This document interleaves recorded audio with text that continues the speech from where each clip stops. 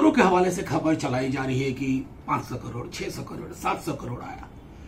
ये साहब, ये सूत्र हैं कौन?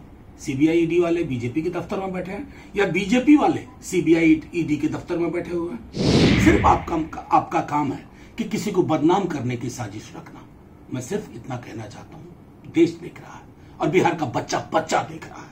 आपको इतने बुरे परिणाम भुगतने पड़ेंगे जिसका आपको अंदाजा नहीं। नमस्कार, आपके साथ में रोहित कुमार, आप न्यूज फोनेशन पर। इस वक्त की बड़ी खबर आ रही है दिल्ली से, जहां पर ईडी की तरफ से तेजस्वी यादव, लालू यादव और उनके करीबियों के 24 ठिकानों पर हुई छापेमारी के बाद जो है वहां से क्या क्या संपत्तियां मिली हैं, इसका खुलासा खुद ईडी ने किया है। ईडी के तरफ से दिए गए बयान में कहा गया है कि 1.5 किलो के आसपास के सोने के गहने जो हैं वो बरामद किए गए हैं। करीब 5.5 किलो के आसपास जो है वो गोल्ड बरामद किया गया है। 1900 यूएस डॉलर भी बरामद किए गए हैं। इसके साथ साथ 1 करोड़ रुपए जो हैं बेनामी कैश जो है वो वहां पे जब्त किया गया, जिसका कोई हिसाब नहीं मिला है। इसके साथ साथ करीब 600 करोड़ रुपए की संपत्ति जो है उसके बारे में जानकारी हाथ लगी है और ईडी ने इसकी जानकारी दी है। और इसी पर अब राज्यसभा के सांसद और आरजेडी के बड़े नेता मनोज झा का बड़ा बयान सामने आया है।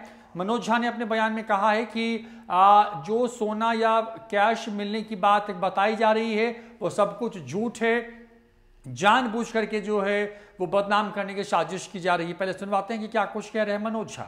आपके समक्ष सीधे तौर पे प्रस्तुत हो रहा हूं। अब सूत्रों के हवाले से खबर चलाई जा रही है कि 500 करोड़, 600 करोड़, 700 करोड़ आया। ये साहब, ये सूत्र हैं कौन? सीबीआई ईडी वाले बीजेपी के दफ्तर में बैठे हैं या बीजेपी वाले सीबीआई ईडी के दफ्तर में बैठे हुए हैं? सनद रहे, आपको शायद याद नहीं होगा कि 17 में कहा गया था कि 8000 करोड़ का ट्रांजैक्शन हमारी सांसद मीसा जी के घर मिला साहब। उसके बाद 1000 करोड़ का एक मॉल मिला। और हाल के दिनों में आपने देखा होगा कि बीते वर्ष गुड़गांव में एक दूसरे व्यक्ति के नाम के मॉल को तेजस्वी जी का मॉल कह करके जिसमें किरकिरी हुई सीबीआई की रेड के बाद। तो मैं सिर्फ इतना कहना चाहता हूं, ये जो उत्पाती सूत्र है ना, इन्हें पहले अपने कागजात दुरुस्त कर लेने चाहिए। अगर वो 8000 करोड़ 17 वाला, 1000 करोड़ हाल वाला गुड़गांव माल क्या आसमान लील गई, जमीन खा गई, या आपने बीजेपी के जन्म दिए हुए इन सूत्रों को, मैं समझता हूं मीडिया के माध्यम से, ईडी सीबीआई के सोर्सेस के हवाले से सिर्फ आपका काम है खंडित करना।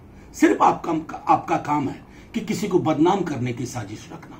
मैं सिर्फ इतना कहना चाहता हूं, देश देख रहा है और बिहार का बच्चा बच्चा देख रहा है। आपको इतने बुरे परिणाम भुगतने पड़ेंगे जिसका आपको अंदाजा नहीं। बता दें आपको कि आईआरसीटीसी के साथ साथ जो जॉब फॉर लैंड जो मामला है, उस मामले में तेजस्वी यादव, लालू यादव और उनके करीबी जो लोग हैं, जिसमें उनकी 3 बहनें शामिल हैं, उनके परिवार के लोग शामिल हैं, वहां पर हुई छापेमारी के बाद जो ये बड़ा खुलासा हुआ है। इस छापेमारी में ईडी ने करीब 16 घंटे के अंदर जो ये तमाम संपत्तियों का पता लगाया है। हालांकि वो संपत्तियां किनके नाम पर है, कहाँ हैं, ये बहुत साफ नहीं हो पाया है, क्योंकि अलग अलग ठिकानों पर पूरी छापेमारी हुई थी। ये सभी वो संपत्तियां हैं जो कि आय से अधिक की हैं या फिर जिसके बारे में वो कहाँ से मिली, इसकी जानकारी नहीं दी गई है। बड़ी बात बता दें आपको कि पिछले कुछ दिनों से लगातार सीबीआई और ईडी की तरफ से तेजस्वी यादव के साथ साथ उनके पूरे परिवार, लालू यादव के पूरे परिवार पर जो एक तरीके से शिकंजा कसता जा रहा है।